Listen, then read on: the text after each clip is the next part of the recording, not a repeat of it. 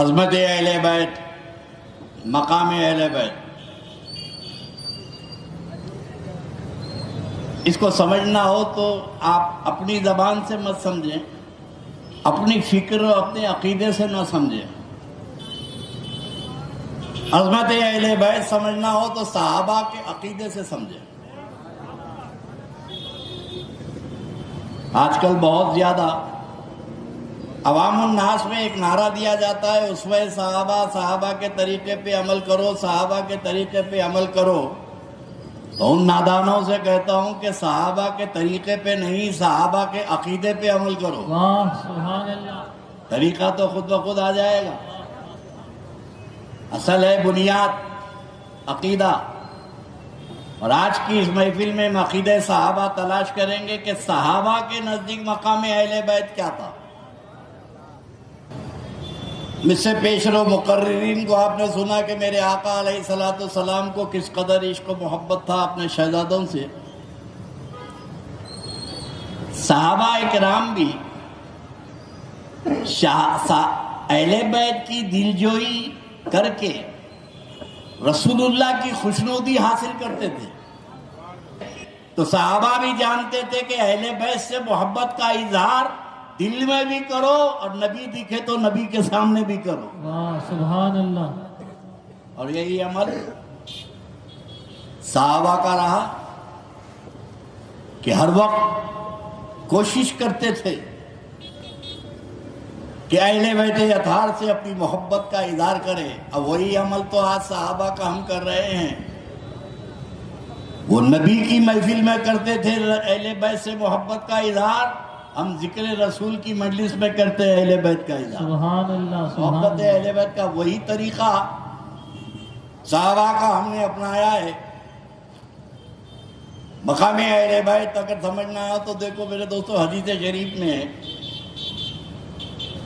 ایک صحابی رسول تھے جن کا نام تھا دحیہ کلبی،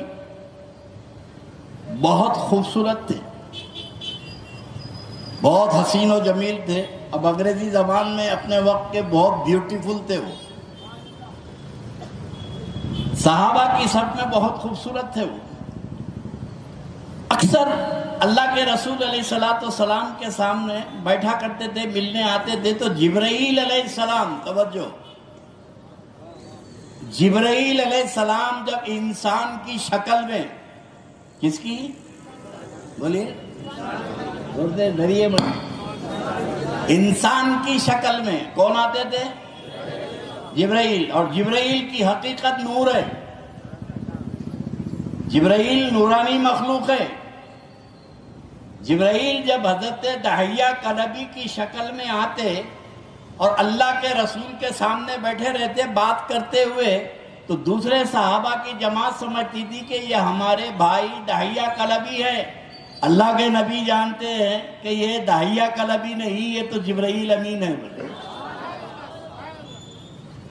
یہاں عقیدہ اہل سنت آپ کو بتا دوں، ہمارا عقیدہ یہ ہے کہ نبی بشر ہیں،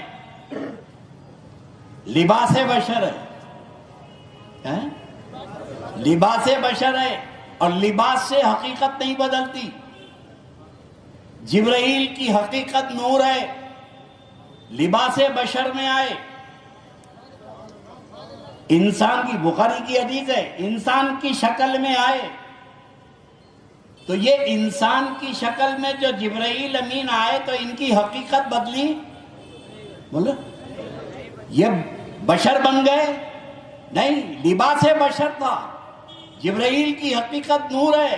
تو یہ بدعقیدہ اہل حدیث سے ہم کہتے ہیں کہ ارے نادانو، جب جبرائیل لباس بشریت میں آنے کے بعد اب جبرائیل کی حقیقت نہیں بدلی تو میرے آقا کی حقیقت نور ہے، لباس بشریت میں آنے سے میرے نبی کی حقیقت کا بدل جائے گا۔ سبحان اللہ سبحان اللہ۔ نعرہ رسالت، نعرہ رسالت۔ اب عظمت امام حسین اور امام حسن دیکھیے کہ حضرت جبرائیل علیہ السلام اکثر دحیہ کلبی کی صورت میں حضور کے سامنے بیٹھے رہتے تھے۔ ایک بار اللہ کے نبی علیہ الصلوۃ والسلام سے بات چیت کرتے ہوئے حضرت بیٹھے داہیہ کلب جبرائیل علیہ السلام اندر سے امام حسن و امام حسین دوڑے دوڑے آئے اور جبرائیل علیہ السلام کے گود میں بیٹھ گئے، اور تھوڑی دیر کے بعد دونوں شہزادے اٹھے اور جبرائیل علیہ السلام کے جیب میں ہاتھ ڈال کے، کوئی ادھر جیب میں ہاتھ ڈال رہے ہیں، کوئی کپڑے کے ادھر جیب میں ہاتھ ڈال رہے ہیں اور تلاش کر رہے ہیں۔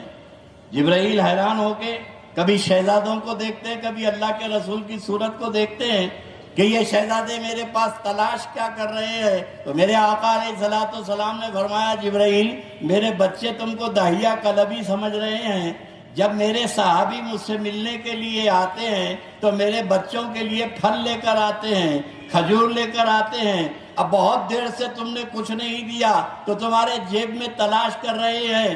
حدیث پاک میں ہے کہ جبرائیل علیہ السلام اس کے بعد جب کبھی لباس بشریت میں وہ صحابی کی شکل میں آئے تو خالی ہاتھ نہیں آئے، جنت سے میوہ لے کر آئے، سبحان اللہ سبحان اللہ۔ جنت کے پھل لے کر آئے۔ اب اندازہ لگاؤ، سارے مومن اگر مغفرت ہو گئی، جنت میں جانے کا حکم ہوا تو جنت میں جانے کے بعد جنت کا پھل کھائیں گے۔ قیامت تک کا اصول ہے کہ جانے کے بعد جنت میں جنت کا پھل ملے گا، مگر یہ نبی کے شہزادے ہیں کہ دنیا میں بیٹھے ہیں جنت کے پھل کھا رہے ہیں۔ سبحان اللہ سبحان اللہ۔